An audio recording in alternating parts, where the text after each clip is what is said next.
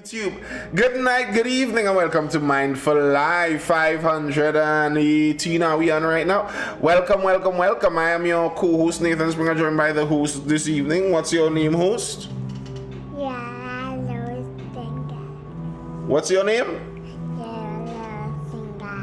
Why are you talking with your mouth folded and say it clearly? What's your name? Joel Springer. Nicely, Louis Springer.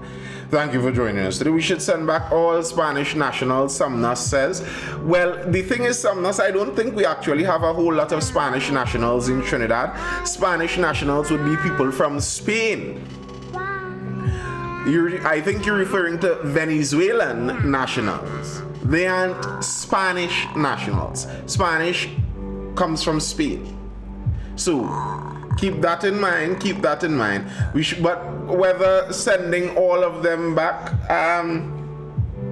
good luck. Good luck is what I'd say. Trump is trying to do something like that and he's struggling. A Trojan horse is a Trojan horse. I don't know if I'll call that a Trojan horse. It's just the reality of immigration. The Trojan horse wasn't about immigration.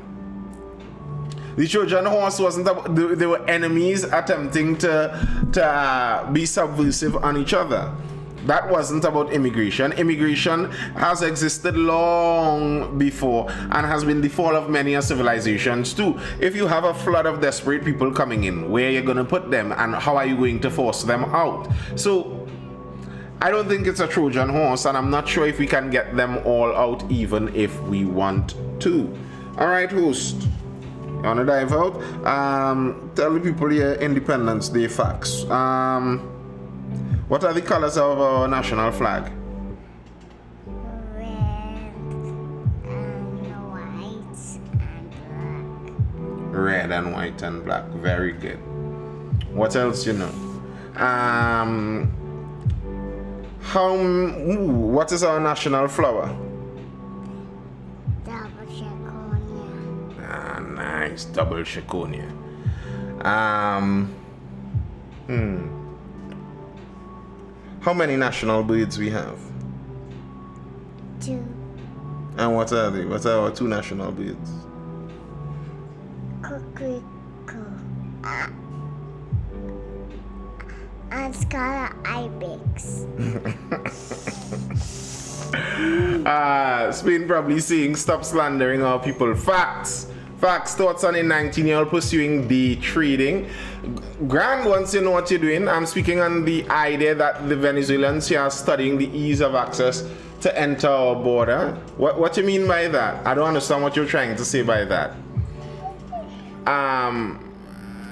I'm speaking on the idea that the Venezuelans here are studying the ease of access to enter. What do you mean if a Venezuelan is here, why would they be studying the ease of access to our border? I don't understand what you're trying to say there at all. Alright, run along, host, run along. Thank you, Marissa. Thank you very much. I had some input.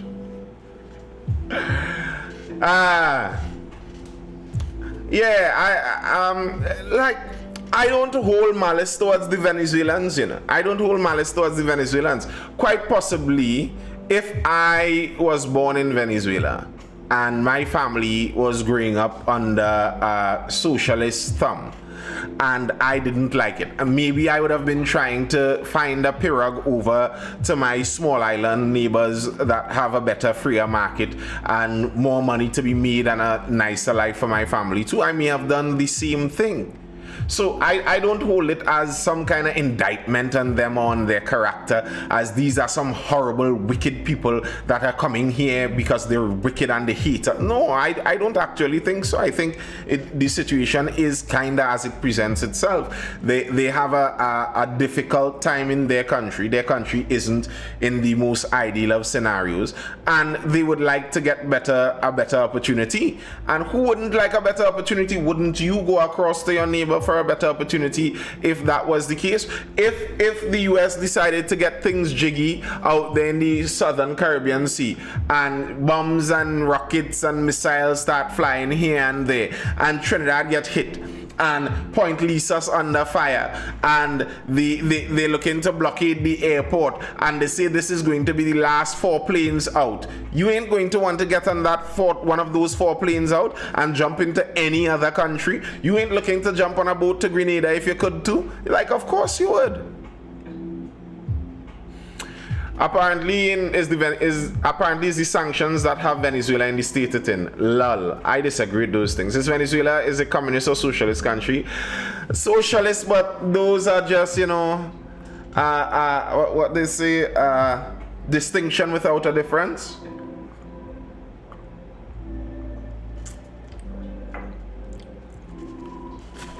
Socialists, and even Marx and those guys said it, socialism is the progress to communism. Communism is the final state of socialism. Communism is the end point of socialism. So a socialist country is aiming to become communist, generally speaking. That's their general aim and why they're doing what they're doing. Correct, it is the progress towards communism. That is the general aim of it. But let's see what our Prime Minister says in our beautiful Twin Island free market country. Free market, lol. Kamala not backing down. PM, CARICOM, unity, fractured long time. Ism and schism, all failure. How Russia prospering? And it's socialist. Russia is prospering? I don't know if I will say Russia is prospering by any means, not at all, and I don't know if I will call Russia socialist either. I don't think Russia would call themselves socialists. The USSR, the Socialist Republic, they fell. That's not what Russia is anymore. So PM CARICOM unity fractured long time. Prime Minister Kamala Persad-Bissessar has defended her foreign policy, insisting she makes no apology for supporting the United States in its mission to dismantle drug cartels. Responding to questions from the Express yesterday about criticism from former Prime Minister Dr. Keith Rowley, Persad-Bissessar reiterated that her government stands firmly with Guyana against any act of aggression by dictator Nicolas Maduro. Rowley has accused her of having lit a match in the Caribbean and pursuing the most reckless foreign policy. Yes, mixed economies is what we have, but it leans way closer to the free market than to the control. Russia isn't socialist or communist. Russia has what it needs, a strongman leader. Ha. Russia is more oligarchic than it is how it is used to be under the USSR. Yeah, they're much more of an oligarchy, and with a dictator, there's a bit of dictatorship, and it's an authoritarian dictatorship to some extent. But like I've heard this argument being made by some people. There are some cultures, there are some areas that, like China, for example, China as a civilization has been under an authoritarian dictatorship for thousands of years since it existed. It's been ruled by an emperor. So the Chinese society is, as it were, comfortable with supreme rule under one person. It's kind of a societal thing, and the idea somehow that you could force in beautiful democracy into that and it's going to work, I'm not too sure that's how it goes. Rowley's making a lot more comments in his retirement. I don't know if I like it, to be honest. That's what we have, a bunch of people taking turns and not benefiting the population. Persad-Bissessar said, the truth is the Caribbean is already on fire, engulfed by the flames of illicit drug, gun, and arms trafficking. The cartels are fueling crime and violence across our borders and within our communities. So why is the PNM against dismantling the cartels? Guns and drugs don't materialize out of thin air. They move through powerful regional trafficking networks run by billion-dollar cartels that are stronger, better armed, and better organized than many states. Wasn't Rowley the same CARICOM chair who appealed to the US for help in stemming the flow of guns into the region. Didn't CARICOM declare gun violence a public health emergency and an act of terror, pointing out that Rowley and Maduro were allies? She said he, Rowley, is now trying to defend his friend with baseless attacks against the Guyanese people. This drug cartel problem has been allowed to fester for far too long and threatens to destabilize our region. Efforts by regional groups throughout the hemisphere, including CARICOM, have failed to produce a solution to this ever-deepening drug trafficking crisis. Not much has come from various processes and accords. As we can see, the problem remains and has worsened despite the multitudinous meetings had. And you may not like her approach, but you can't deny that Tance is right.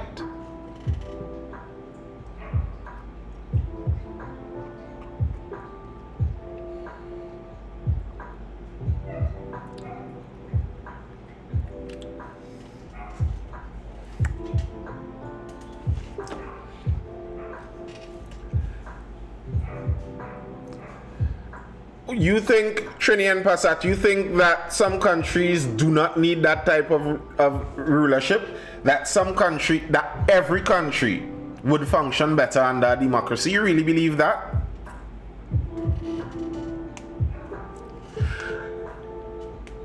Yeah. So the Rising Sun don't want no more drug money. Oh, yeah, woo! I read too fast sometimes. Stop it, mouth. You read too fast sometimes. These people type crazy things into the chat. They're trying to get me in trouble. Oh, I wanted to know what you were saying no to. Because to me, you seem like a man who noticed some of these things. I regularly say that. And you all regular viewers of the live know that's a famous one of mine. I believe the natural governing state of mankind is a monarchy. I believe that. No apology. Bad man don't apologize. Well, bad woman. But the point that Tantikam's making here, I don't disagree. I don't disagree. If you all are saying, and you all have been saying, that the drugs and the guns are such a horrible problem, and you don't like what the US is going to do, what have you all done to stop it? Well, yeah, that's true, Trini and Passant.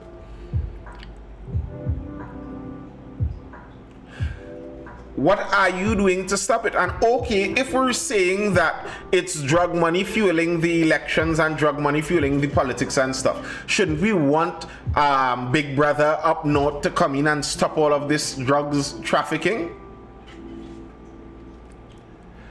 Passat Bissessa dismissed Rowley's CARICOM arguments, noting that several CARICOM nations, namely St. Lucia, St. Vincent, Grenada, and Dominica, are ALBA signatories and openly backed Maduro and condemned the US. CARICOM unity had already been fractured before my comments, and I wanted to get to that article. I don't think I actually read that article, but I spoke about it. There's an organization, these commies and them, ALBA, with a bunch of other South American members, and they spoke quite clearly in support of Maduro and anti-American imperialism as they quoted it. To me, as I said, I think those who took the pro-Maduro side are actually way more reckless than our Prime Minister in what she said. Nathan, if we go according to what we know, most street-level drug...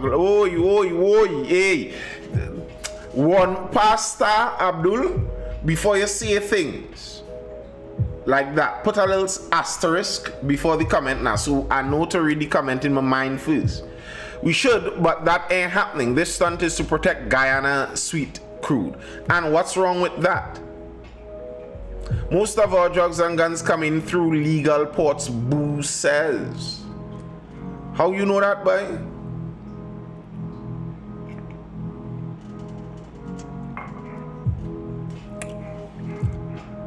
Persad said, declared, I make no apology for standing firm against narco trafficking and gun smuggling. I make no apology for defending a CARICOM neighbor, Guyana, who is under threat. I make no apology for putting the interests of Trinidad and Tobago first. Challenging the zone of peace mantra, she asked, where is the peace and stability in our proclaimed zone of peace? When one country wants to invade and claim more than 2/3 of its neighbor's territory, a cherished member of the CARICOM family, my government would not stand by and allow that horrendous violation of Guyana's sovereignty, while some talk vacuously of our zone of peace. Because after Guyana, we could very well be next. She said whether CARICOM liked it or not, the US was the only power with the capacity to disrupt the cartels at scale. To partner with the Americans is not to undermine the Caribbean region, but to defend it. Trinidad and Tobago does not need to consult CARICOM on our national matters, and I certainly have no wish to dictate to any CARICOM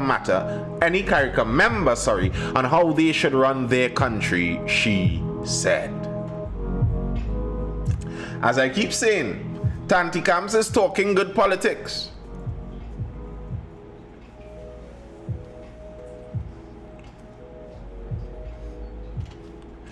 Otis says, I honestly thought Guyana and Venezuela sorted that out. Yes and no, they sorted out the most heated part of it with the Arnusville declaration or whatever they signed, but Venezuela is still proceeding on with their plans and still acting like they own the peace. They still behave like that. So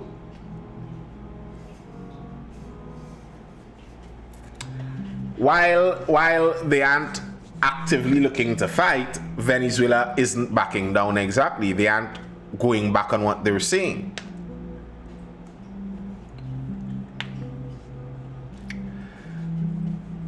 And as I've said, it looks to me like what we're looking to do is get a bit of an alliance.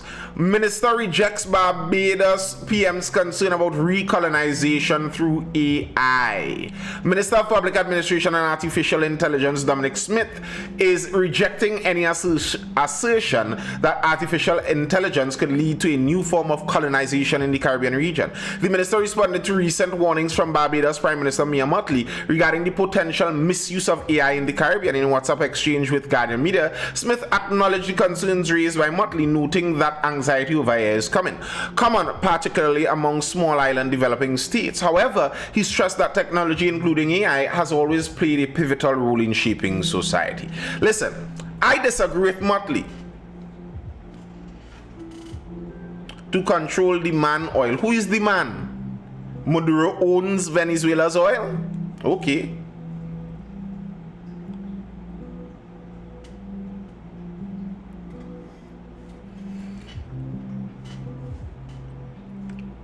I disagree with Miss Mottley. Miss Mottley's aim, when you hear her speech, is to control information.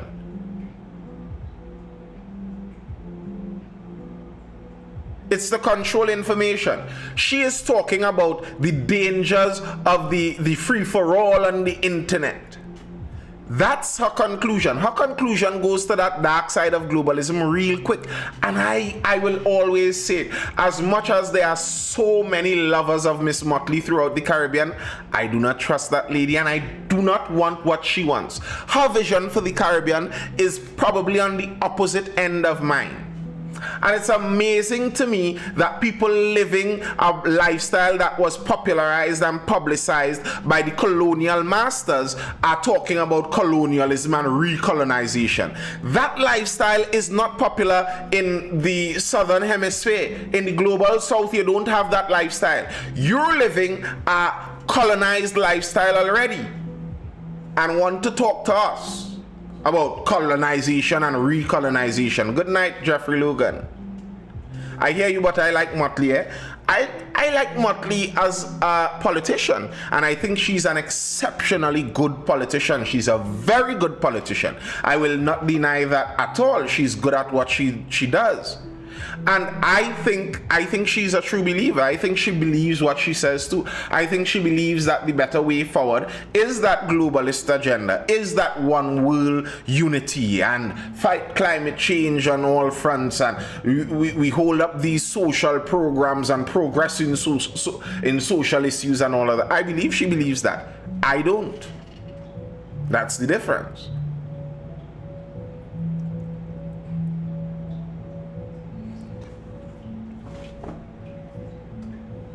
They're cartels themselves. Well, then you understand why they would do it. Like, why is that an excuse? How is that an excuse? Like, okay, you're saying the US is a cartel themselves. Well, if they're a cartel themselves, then obviously they would want to take out cartel competition. What's the confusion there? Obviously they're doing that. Like, every time, every live, I'd have to repeat this. I really don't like those who have this auto view that US is automatically the bad guy in every conflict and whoever they're battling is automatically the good guy. That's such a childish, trivial view. And it's not true. And the part that annoys me even more so is that nearly no one who speaks like that lives like that. Nearly none of these people who speak like Maduro is such a better person than all the Americans and American leadership. If they had an opportunity to go live in Caracas or go live in New York, we know where they're going. In fact, many of them will go and hide out illegally in New York. What exactly is fentanyl? It's synthesized morphine. Well, is it morphine? It's like it's an artificial drug, man-made drug, extremely potent, extremely, like very, very little amounts are enough to kill a lot of people. But it's also very effective at lengthening other drugs. So they use it to mix with other drugs to lengthen it out some more. Nathan, some people went crazy recently when I said the CIA was importing drugs from Nicaragua to the US. Nah, that's not wrong. That's not wrong. The CIA, it is known that the CIA did do some crack trading. Yes. The CIA were major crack traders. We know that. We know that. I don't deny that. But with many of those things, even with the evil players in it, many of the times the evil players are playing on situations that exist. So, yes, there may be some big boy who is fueling the gang warfare in East Port of Spain and making money off of it somehow. Very likely there is some big boy or some big boys doing that. But they are doing that off of the violence and instability that is already there in the community. It's not like they created that instability in the community. It was already there. Many of the atrocities of history are like that too. You know? The slave trade worked so beautifully because that's such a bad word to use with the slave trade, isn't it? But it worked so well in the time that it did, the transatlantic African slave trade, because there was internal strife inside of Africa. So the Europeans were able to maximize the use of that. It's not like they went in there and necessarily had to create the strife. Yeah, they would fuel the strife, but there was already that strife that helped them. So I don't doubt that the Vens and they may really be trafficking. I think Maduro and those guys are bad people. I think some of you who are so much in favor of that style of governance and those guys, you need to actually sit down with a Venezuelan and have a conversation about what life was like and what life is like in Venezuela. It was revealed that the DA does not regard Venezuela as a drug nation, and we must never deny that the US is imperial. I don't deny that at all. That's why I say I understand their movement. It's because a lot of people buy into the folly that the US is not imperial. Of course they're imperialists. They are the global empire as it stands right now. And people act like they're surprised that the global the global empire doesn't want someone rebellious to their order right in their backyard. Shocking. Like, really, is it shocking? People say like it's all about the oil. I don't believe it's all about the oil. I don't think so. I don't think the US is struggling for oil like that. It's about the control. It's about the control. When the US looks at the map of the Western Hemisphere and they have colored the nations based on how friendly they are to the US. They see red in Venezuela, they see red in Cuba, and they don't like those two red spots. They would like to do anything they can to remove them. It's about the power and the control. I just do not support the United States global behavior. I don't support is such a weird word. I don't support it. Let me put that forward. I don't support it.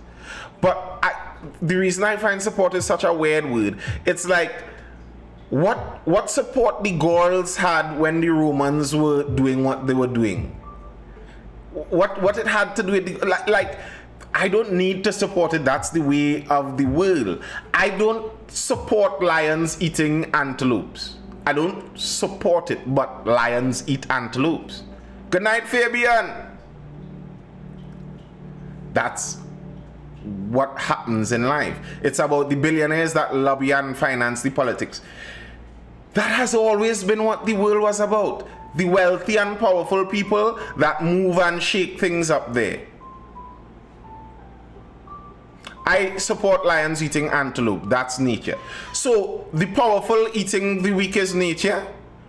Then why the powerful billionaires eating the weak paupers isn't also nature? What makes that unnatural?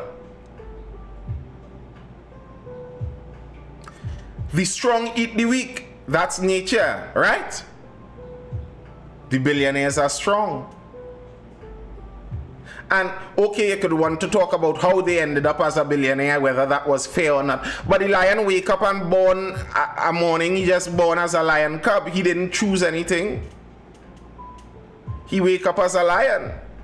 That wasn't fair. The antelope wake up as an antelope. That wasn't fair. Now he has to have two eyes on the side of his head because he has to be able to see as far around his body as possible because everything trying to eat him. Lion wake up his two eyes on the front of his head because he looking to hunt things and trying to see how far away they are. Just how they wake up. Then why is it unnatural when the weak decide they fed up being eaten? I don't think that's unnatural either. I don't think that's unnatural either. That has always been how it has gone. So if it is that you hear a group that has been on the downtrodden side rise up and attempt to conquer another group, that's not like a shocking thing. That's not surprising. I believe it was General Sherman in the Civil War in the United States said that every group has a right to rebel. I'm trying to remember the quote exact. Every group has a right to rebel, but if you lose, you will be ruled by your betters. Something to that effect. Let me see if I could get the exact quote.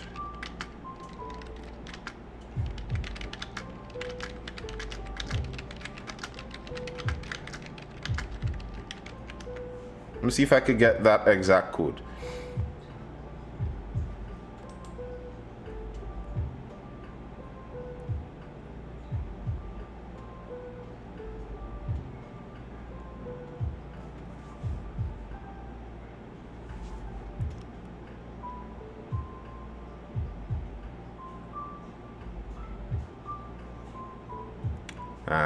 Can't seem to find it at quick call. But yeah, you have the right to do it.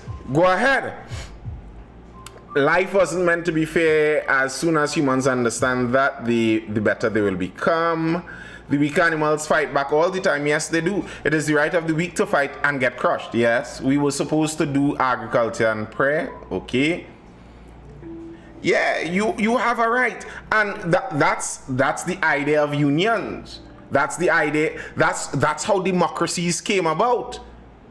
That's how democracies came about. So the general public, the numbers, recognized, wait, we don't have to be ruled by some of these kings. We could get the numbers up and take it over. Now, here's the thing. If you do that recklessly, which is almost always how it's done, even though you get rid of your oppressor, very likely nature is going to oppress you.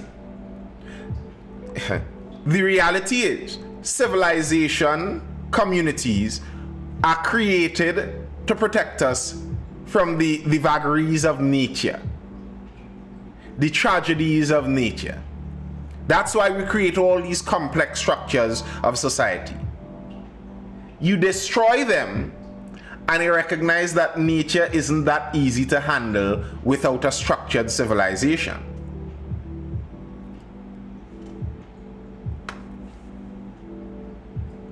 It's better to get crushed fighting than live on your knees or bent over, Abdul Hakam says. There are many people with that belief. Some of them, very few of them, became the conquerors of the world because they refused to ever bow. But I think the vast majority of them were buried in their rebellious villages, and their children no longer exist. That's the reality. If we go back in time, on the ships crossing the Atlantic filled with Africans, the Africans that were bad mind enough to jump off the ship and drown in the sea, bad like that. Some of them burnt down the entire ship on the way across, bad like that. Every one of them died. Yawling again my free labor. None of them are our ancestors. None of them really would have had any descendants.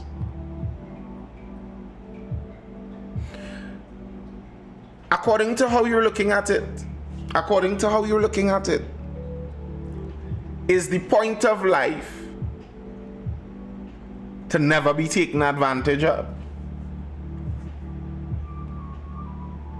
or to persist enough for your legacy to carry on?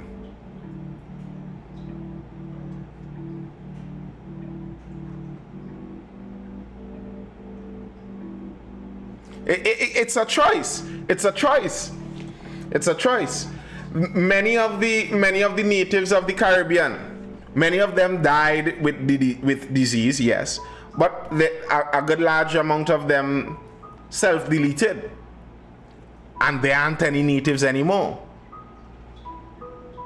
So, I mean, I understand the sentiment. I have plenty NIGGA kind of vibe too. I could feel it. Nah, I'm not taking. But you have to ask yourself, what's the general purpose? If this is as it were a game, if this were a game you're playing, what's the ultimate goal of the game?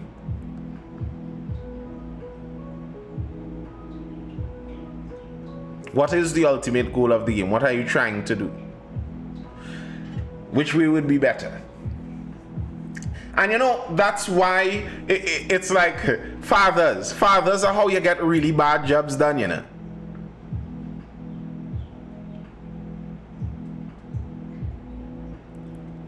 That's a weak mindset, a dangerous mindset. Actually, I don't think so, Abdul.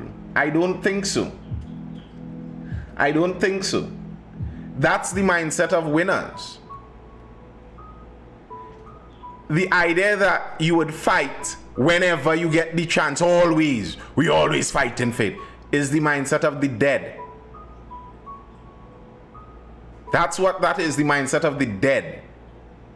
The mindset of people that can't plan long term, people that don't understand the idea of sacrifice and of delaying and bearing bad so that hopefully mine can get good. If you can think of this, if you could think of your descendants as all one living family with you,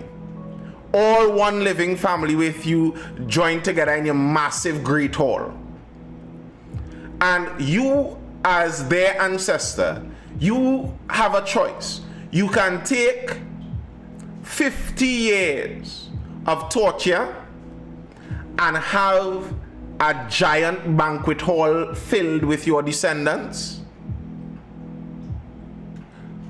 or you can refuse it and all of your descendants would be killed too. They kill you and all of your descendants. Which choice would you take? If you have a choice, someone will enslave you for the rest of your life, but all of your descendants will live in success and free.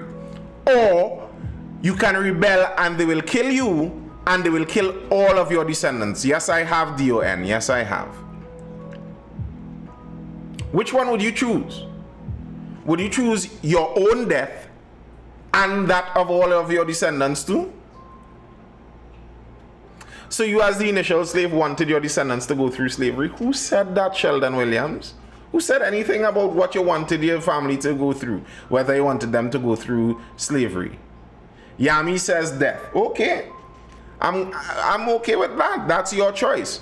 You will choose the death of your entire line instead. And I understand that, and I'm grateful for that, because what that means is the lower IQ people, the people that don't understand delayed gratification, die out of the human genome faster, and we get an increased general IQ in the human genome. I'm good with that.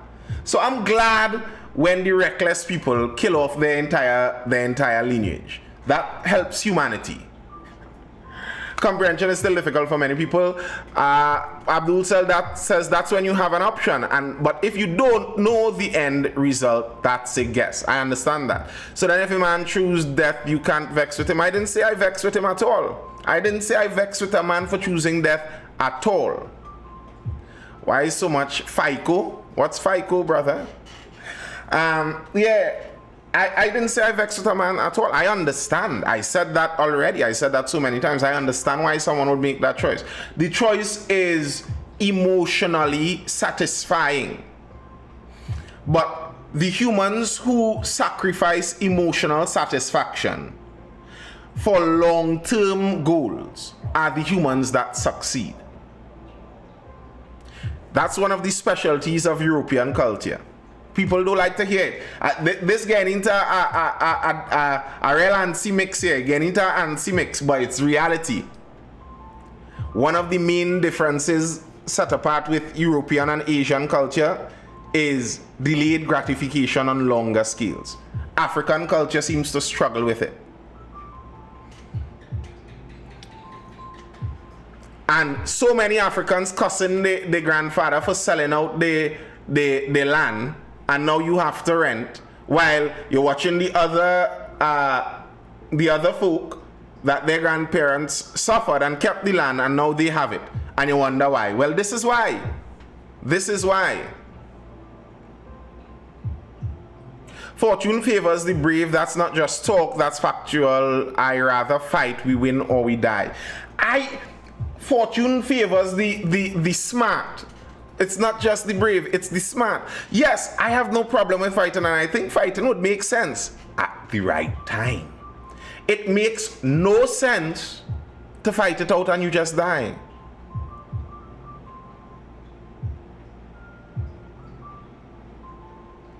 That doesn't make sense.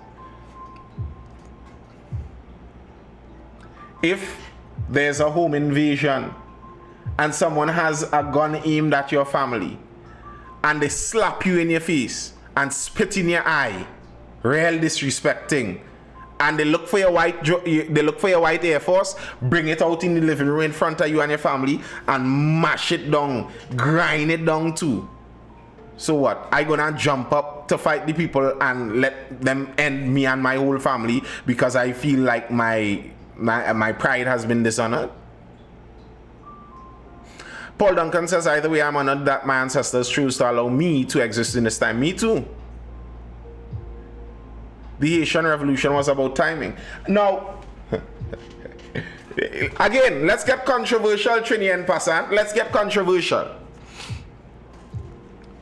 If you were the Haitian revolutionaries, and you could have looked 300 years into the future and see that your country Whatever the cause, we aren't arguing the causes of Haiti's problems. Whatever the cause might be, we're just looking at results. If you look forward into the future as a Haitian revolutionary and see that your country is going to be ruined for hundreds, centuries into the future, your country is going to be ruined if you do this revolution. While you take slavery for 100 more years, and then centuries into the future, your country would have success. Which way would you go? Fight and face the centuries of ruined future? Or be dominated and face into the future success? I know they didn't know. I know they would not have known the future. I am saying you. Abdul, that's a hard question. Extremely hard question. Extremely hard question. Because both of those are options that seem just about equivalent. So, it's like, if there's a female who would rather die than that happen, then you have your answer. Can cyber attacks take your lands and all your rights? Nick. I don't know if you burn a heavy piece, but stop spamming the chat now, boy. If you're conversing, converse with the conversation now. You understand? Lavido. The grade might have been high, but yeah, I ease up on the spaz out now. Hey, I read some stories,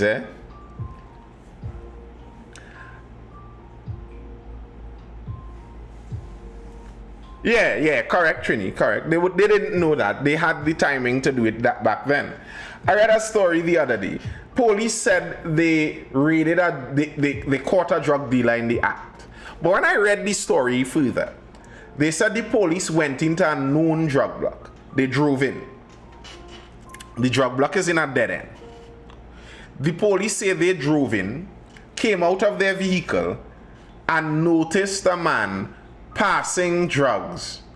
Here, look, you're 50 or something like that, the man said. And they arrested the man right there for selling it straight in front of their face. And I'm reading this story and I like, a judge not gonna believe that, right? No way a judge believe in that. A van load of police sneak into a one-way drug block and catch the drug dealer in the middle of selling drugs without anybody notice. Okay, sure, police. Sure. Another insane one I read, the police shot a guy somewhere in Central, and when they came upon him, they say they found a revolver. And he shot at the police. So a team of police was chasing a guy. And he turned around to take out all of those police with a 6-shooter revolver.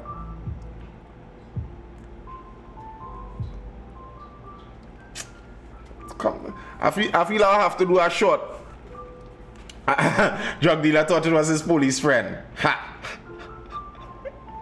I feel I'd have to do a short video on just those two stories, innit? It's insane. Let me see if I could find them.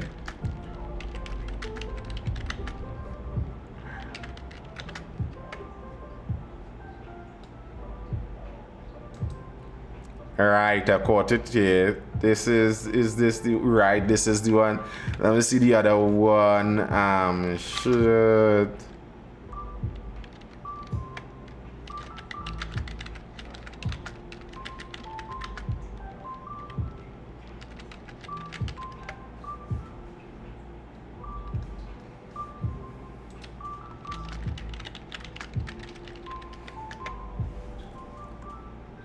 I know they were severely punished. Was the Haitian Revolution a bad idea? That's what happens when you have no leverage. It was. The judge gets his salary to support government, new laws, talk laws, and rights to L. Okay. revolution is generally a bad idea. I agree with that. Hey, let's jump into.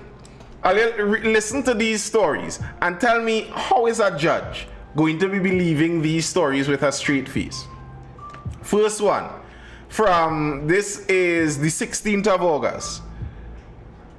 Police caught a man from Twin City red-handed while selling marijuana during a roving operation in Aruka on August 15th. The arrest came as a part of a roving police exercise exercises over 24 hours ending on August 16th. According to police reports, officers were proceeding south on Dixon Street, Aruka.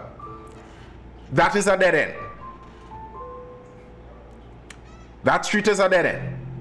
South on Dixon Street, Aruka, at about 6:30 p.m. when they came upon a known drug block in the area. They noticed several people standing in the road.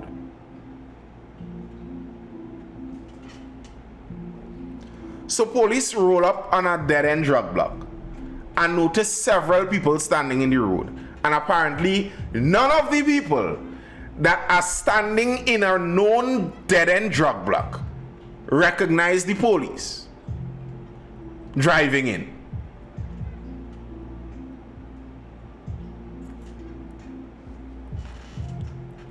Che Guevara Don was a known nasty racist. Bad idea also. Bad idea. Amazing how you all forget who are racist once they seem convenient in your political view. As they got out of the police vehicle, they spotted a man dressed in a dark-colored t-shirt and short denim pants. He was seen sticking his hand out through a gate, holding 2 foil wrappers and saying, "Look the 100 piece and the 20 piece."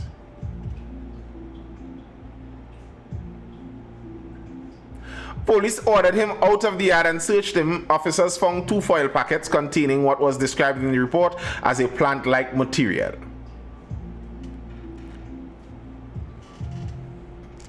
Earlier, that making sense?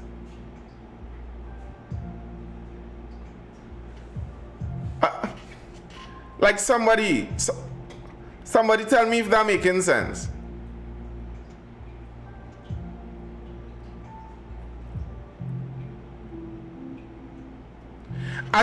You close enough to see and hear all the man doing, and this man ain't notice a bunch of police watching him?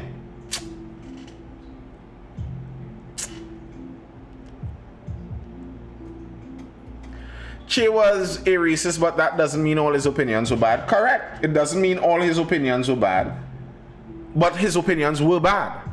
And he was a racist. So he was a racist with bad opinions, and somehow people keep supporting him. What were his good opinions that you all love so much? What were the good opinions of this one racist? Please inform me. Here, this next one. This next one that's struggling to make sense. Gun battle in Claxton Bay. Beef shot by cops critical in ICU. A police operation in Claxton Bay yesterday ended in gunfire when officers confronted 3 suspected drug dealers, leaving 1 man critically wounded, another under arrest, and a 3rd on the run. According to reports, around 11:20 a.m. Hudson, middle of the day, officers from St. Margaret's Police District, 1 mobile patrol in Gasparillo area, when they received intelligence of armed men conducting a drug transaction at Forest Park Trace, Claxton Bay. The team proceeded to the location in a police vehicle. On foot patrol along a steep track, the officers spotted 3 men under a galvanized roofing sheet shed. Police said they recognized the men as priority offenders, a man known as Beef and 2 others. On announcing their presence, officers said the unidentified man fled through nearby bushes. Another shouted, "Hey, Gasparillo police boy," and retreated behind a fence before drawing what appeared to be a firearm and pointing it at officers.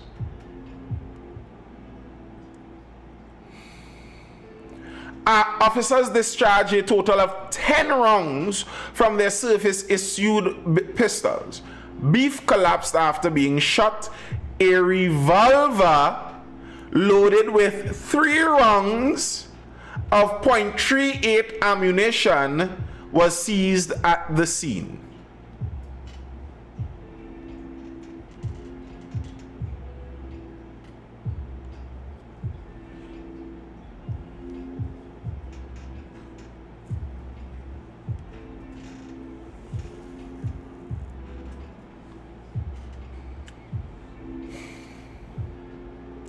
Otis, not at one point in time, he was. Full stop. Truth is, most people in history would.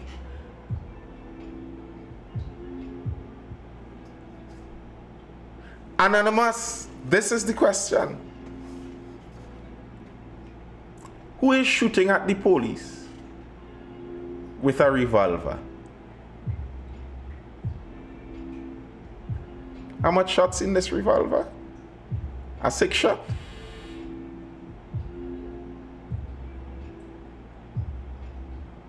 A 6 shot revolver? Maybe more than 6 police? And you trying to tell me this man turned around to try and do a gunfight with a team of police and a revolver?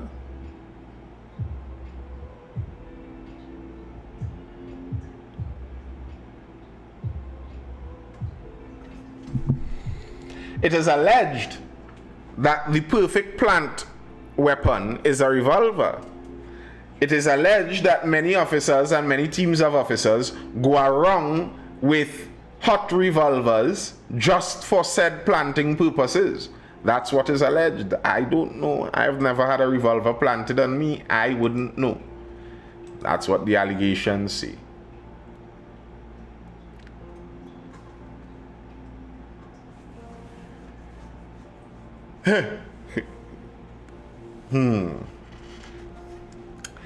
But folks, it looks like what we are aiming for is alliance with the US.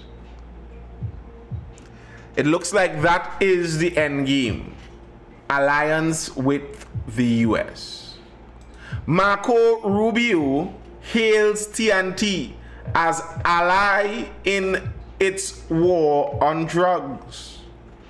The Donald Trump administration has hailed Trinidad and Tobago as an ally in its fight against Venezuelan and Mexican drug cartels in the region.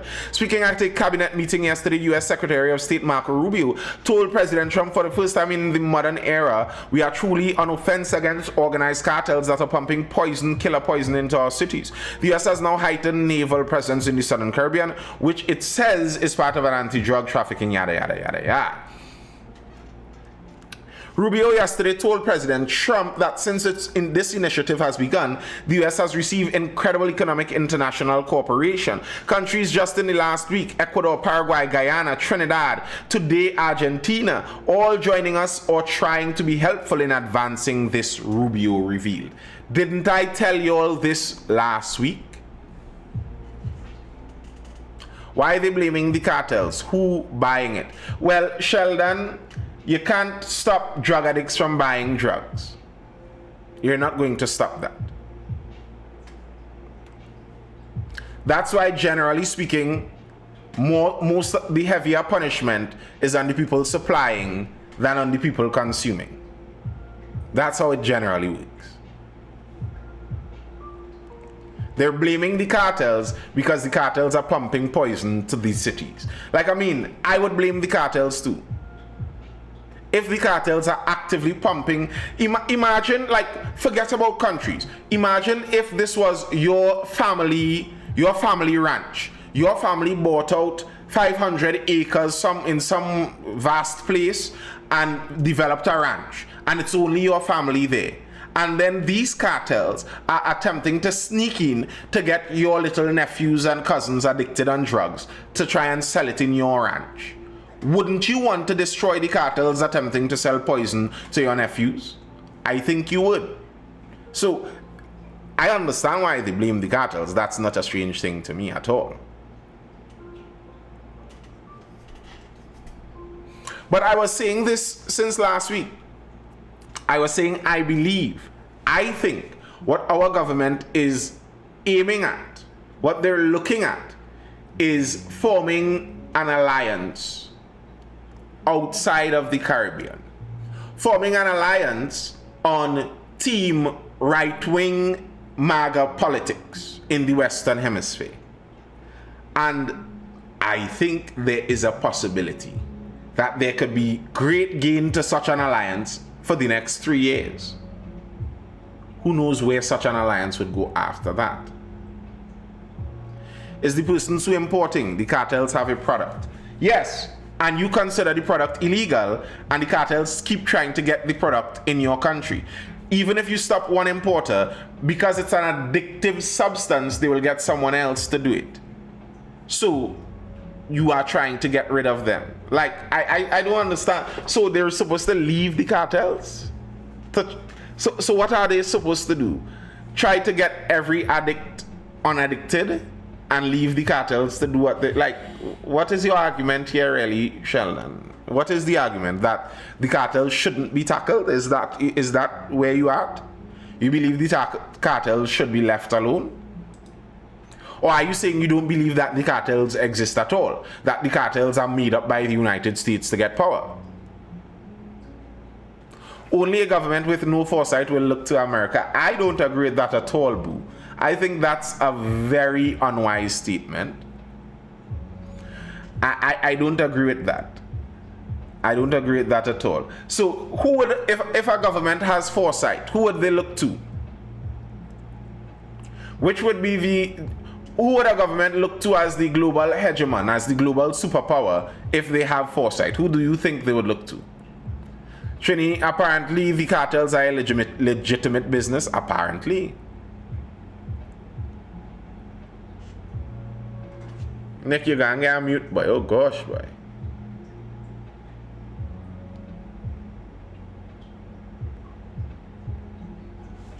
But what happens when administration changes? 100%.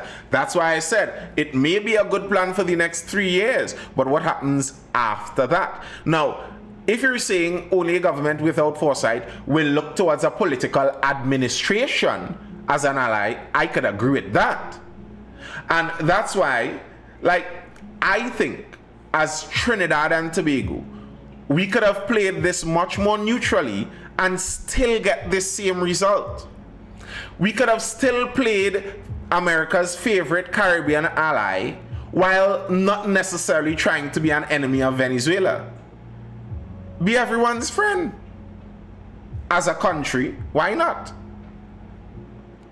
And that way, you aren't necessarily picking US political sides and putting yourself probably in the crosshairs of those that will come in afterwards.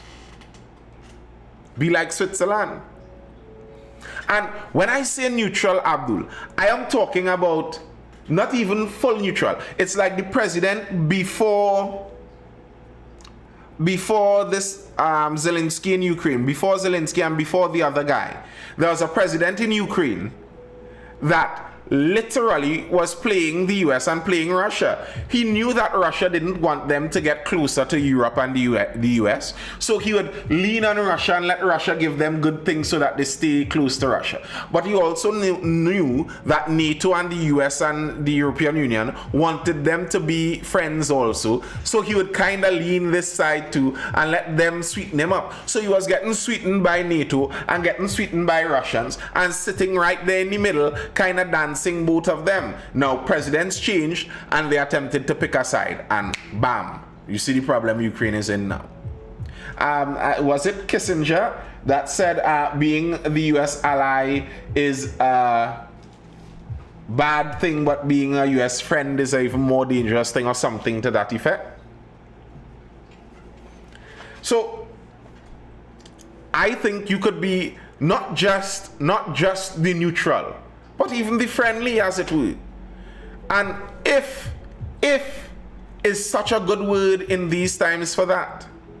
If it is that there are cartels being promulgated from our neighbors in South America, then we fully endorse the US here on on crime fighting missions that aid all of CARICOM. We are wary about ideas of imperialism and the overreach of foreign powers into sovereign nations, and we share that concern with all of our CARICOM nations and with our South American compatriots. But we also understand that there is a clear and evident problem with transnational trafficking of drugs and guns coming into the Caribbean Sea, and any help that can come our way, we will freely accept it and freely receive it. Everybody friend.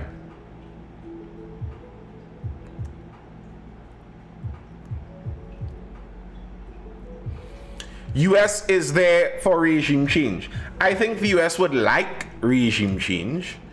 No, they don't, just as Trinidad don't have to side with them, see how that works.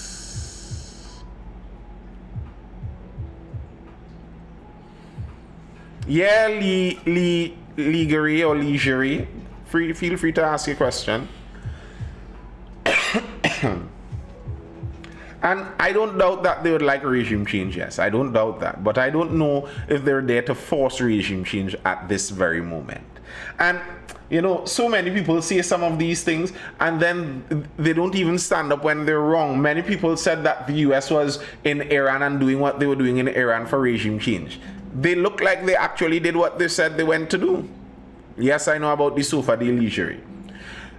They look like they went to do what they went to do, and Iran still has the same regime. So those who were saying and promising and swearing that what the US was doing is they were going to create World War III, and then they were going to enforce regime change in Iran, do you at least backtrack and say, all right, I was wrong about that? Did you? Our PM has been pandering for a while. Yes, that is true. I agree. Our Prime Minister has been on Team America for quite some time, and unapologetically so. I think that US-Iran bombing was just for show. Maybe. I don't know. I honestly don't know. But I know that many people changed their tune midway through. I know that many of the anti-American talking heads said certain things, and the certain things were provably wrong, and they didn't backtrack and say, well, we were wrong. And that makes me frown at nearly everything they say now. You aren't willing to admit when you're wrong. You're just trying to pump out a narrative as strongly as possible. And as I keep saying, it's not necessarily about being pro them or anti them, but about being pro reality. Let's have an honest view of really what's going on. They notify each other before a strike. Yeah, they do. They do that, and they did that. That's playing for the audience. And in a sense, I don't know if I mind that much. Would you rather them really decimate the place?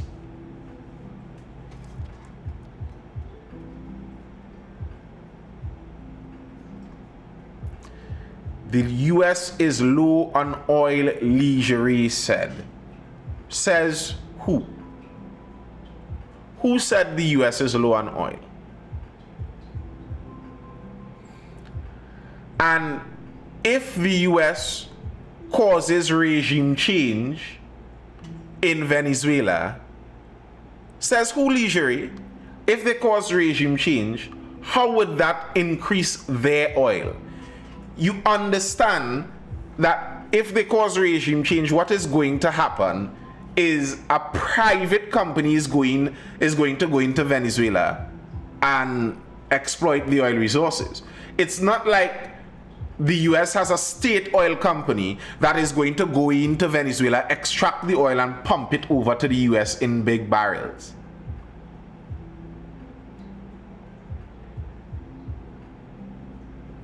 Like, again, it's like those people who think the billionaires are Scrooge McDuck and have coins and dollars in a big bin that they dive and swim in. They think like when the US is stealing oil, what the US does is they go in and then they implement the US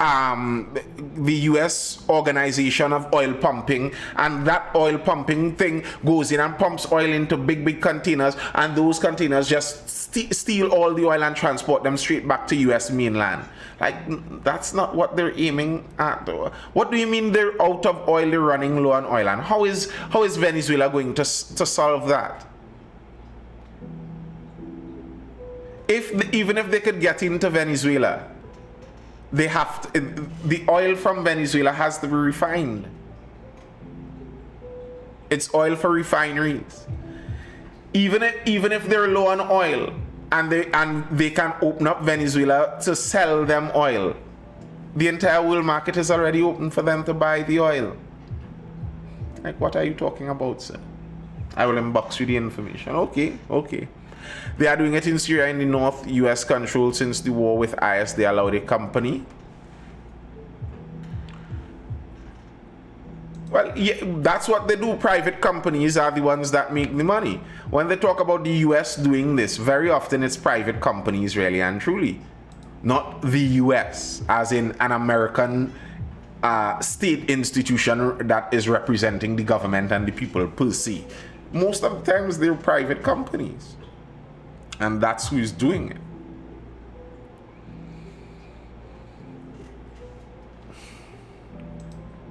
But I think we are lining up ourselves for some allyship.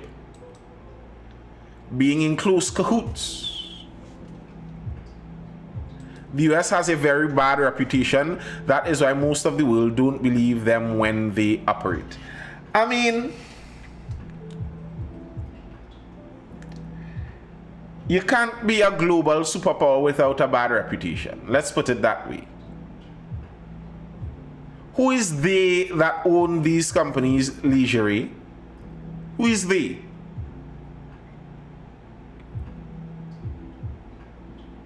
Correct, Abdul. That's correct. They do allow and facilitate. They have a bad reputation, and I agree they do have a bad reputation, but there's no superpower that doesn't have a bad reputation. It's the nature of the thing. The big fish in the pond would always have the bad reputation. Always. And it's inevitable, really and truly. Everything the US does is going to have some negative fallout for it, basically. Everything they do, they are so big and powerful. Every time they make a decision, there's going to be some kind of negative fallout. So they would have lots of people who don't look at them favorably. These companies are American owned or controlled. When you say American owned, what do you think you mean by saying that, Boo?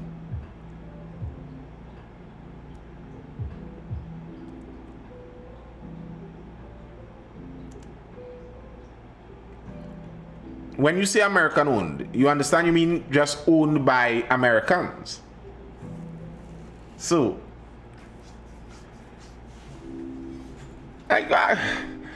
we need to understand how things work better. We really do need to understand how things work better. To not be thrown one side or the other by random information. And the owner is American. And what's wrong with that, Boo?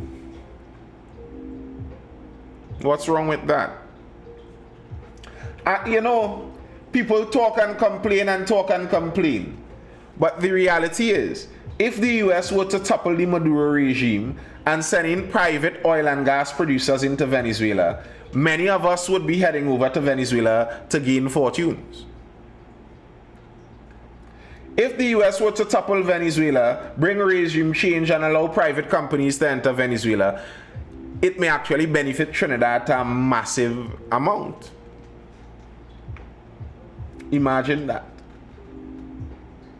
So if the US causes regime change, topples the regime in Venezuela, and somehow gets in their private companies, and it becomes an oil hotspot in the Caribbean basin right here, all of you that may have your qualifications, would you stay out of making the money out of principle?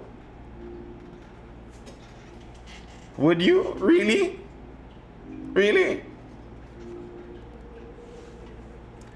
If through our prime ministers weaving and wheeling and dealing, we are part of the ally bloc, Guyana, Trinidad, and the new Venezuela, and we are the transshipment point, and Trinidad starts raking in billions upon hundreds of billions with that, would you say, oh no, I am angry the US did that? Yes, they have done, Sheldon. Of course they have done. Would you be angry?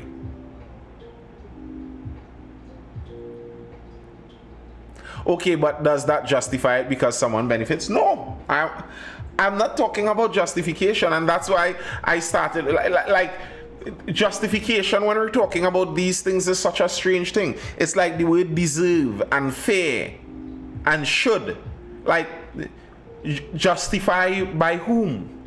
By whose standard? Because the only standard I could think of in terms of when we're talking justification and should and fair and what's right is a religious standard. What other standard is there in terms of those kind of moral questions? That's a moral position we're trying to take there about justify and fairness and right and wrong and should and shouldn't. If we're just dealing with reality, the reality is they are the more powerful power. The reality is if they take it over, more people would make more money. That's just the reality. We're not talking about justification, we're talking about reality. And is that a reality that more people would prefer? We can't say we support the violation of sovereignty because someone will benefit. Why can't we say that? Why? If a nation, a sovereign nation, is running a race-based slave program inside of their borders, would you support the violation of that nation's sovereignty to benefit the slaves? Was the British Empire right to blockade West Africa and undermine the sovereignty of the West African kingdoms in order to force them to stop selling their people to as slaves? Were they wrong to violate that sovereignty there? Abdul, Leisure, you're not making sense. Were they wrong to violate that sovereignty just for the benefit of some people?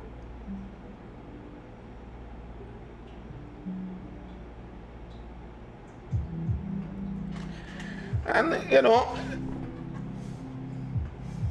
why can't we say that? I want to hear Trini answer this because I asked that exact question in reference of the US. Why can't we say that? Why can't we support violation of sovereignty? Who says national sovereignty has become a preeminent moral position? Says who? Boo. Since when? None of our ancestors believed that. None of our ancestors believed that sovereignty was a universal right that was impossible to be violated. No civilization functioned in that manner. That's a modern context. And where did you get this from? Did the UN tell you, did the UN Charter teach you morally that sovereignty is sovereignty, no if, no buts? Did you get that moral perspective from the United Nations? Where did you get that? Says who? Who says sovereignty is sovereignty? Who says might doesn't make right? Says who?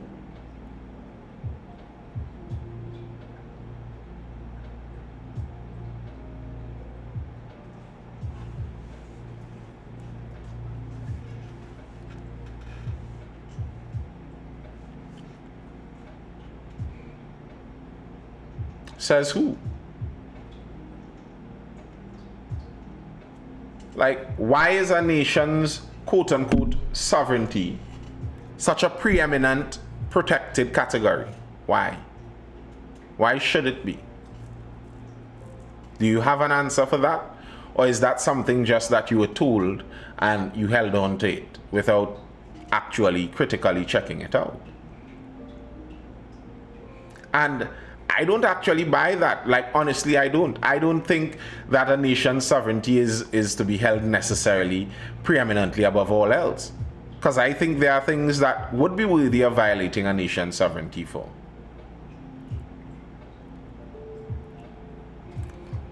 Then why was the world up in arms when the black flags were taking territory in Iraq and Syria? because people don't like it. I know that. I'm not denying that people don't like it. I'm not denying that. But if they took it, if the black flags took the whole Fertile Crescent and went with it and placed their black flags, and then after 30 years they are now the sovereign black flag state of the Fertile Crescent, would it now be against moral rights to remove the black flags? Who took it from elsewhere? Who conquered it? Sheldon says, who made the US the moral authority given they only act in their self-interest? Stop them now. That's who made them the moral authority. Stop them now.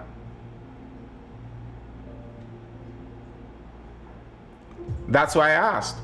Who said might doesn't make right? Because it sure appears that it does in just the reality of things. They are the moral authority because they can.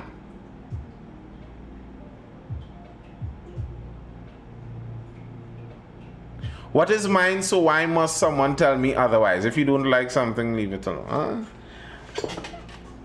If you think something is yours, but someone thinks that they could treat it better, yeah, we know how some of those things go. And you know, it's interesting that people would talk about ownership and which is mine and which is mine and which is whose own. And these people are socialists and communists that don't believe in private and personal ownership of goods.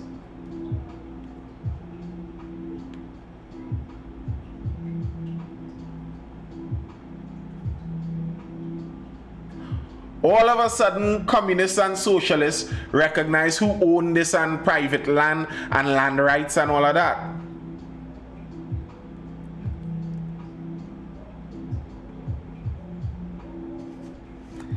I mean, you don't like if the reason the US are the moral arbiters is because they have the power to do it.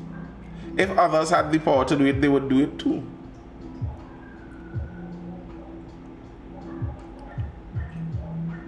What happened to Burkina Faso? Burkina Faso. I don't know what's going on. Their leader, Sankara. We'll see how it all goes. We'll see how it all goes. Again, that's another one. Many people are saying that they really like him and he is so promising. And the information about him is just as reliable as the good information from the United States. You're willing to believe that somehow the information you receive about him is accurate, but the information on the US's motives are inaccurate. Why? How did you get that conclusion? How you know which one is more believable and which one is less? The US said they're going for drugs. Sankara said he's aiming to help his country. Okay, you believe that? Why?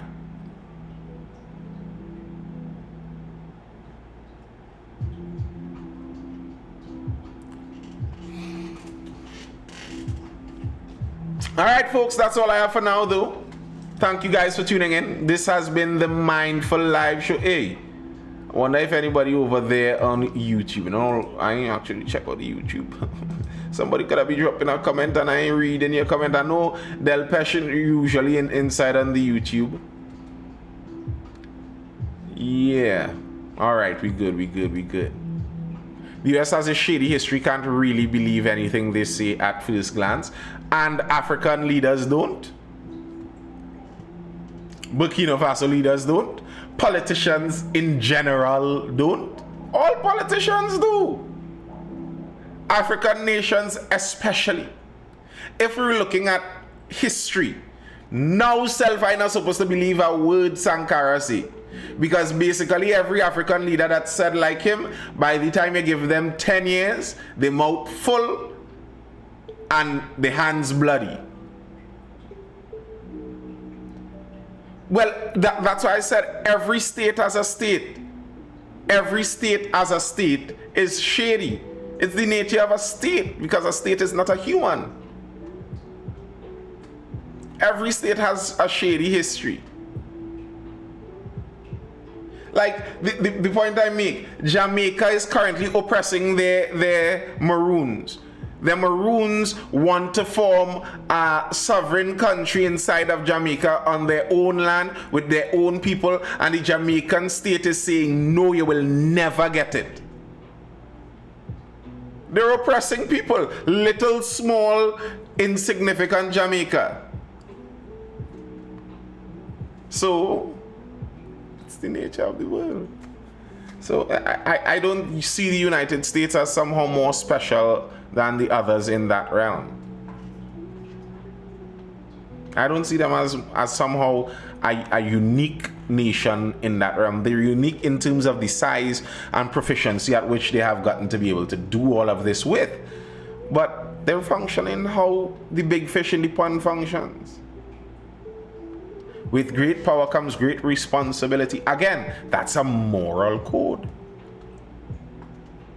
That's a moral code. And what you consider responsibility may not be what they consider responsibility.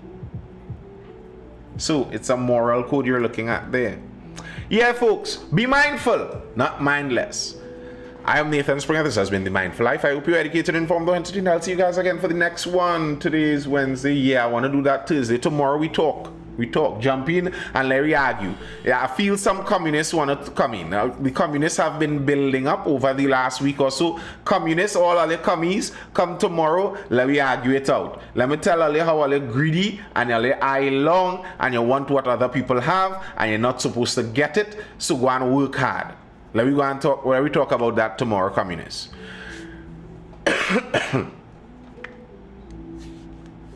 Well, you see, Trini and Passant and Abdul.